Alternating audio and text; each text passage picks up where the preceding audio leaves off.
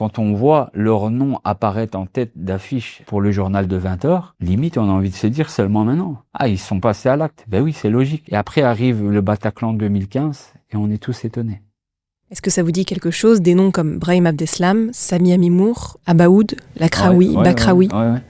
Tout cela, au fait, sont des gens qui se fréquentaient entre eux, allaient boire le thé ensemble et on partageait nos idées. Il faut savoir que Molenbeek, à la base, c'est pas forcément un bastion de terrorisme plus qu'une autre commune. Il y a des communes à Bruxelles qui sont pires que Molenbeek. Mais simplement, à un moment donné, il était possible de prier dans des mosquées complètement clandestines.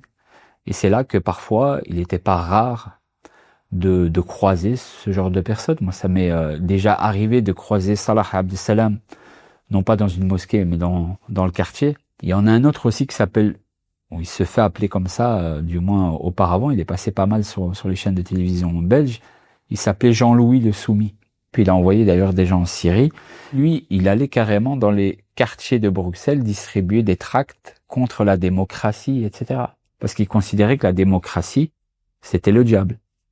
Eh bien, ce genre d'individus, ils étaient fréquents à Bruxelles. Nous, à l'époque de mes débuts dans le salafisme, on les voyait comme ça, déambuler dans les rues. Molenbeek, qui à la base est un quartier... Moi, à mon époque, dans les années 2004, 2005, 2006, il y avait des mosquées dans des caves. Tout le monde le savait. Il y avait des gens vraiment bizarres. La majorité de ces gens ont fréquenté des lieux et les gens, et la police ou autres, ou même les politiques, savaient pertinemment qu'ils représentaient un danger. Pour la majorité, c'est pas une surprise.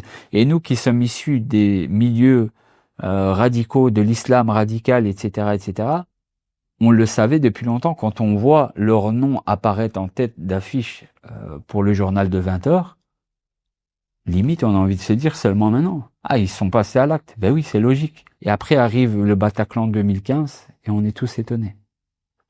Après arrive Zaventem 2016 et on est tous étonnés.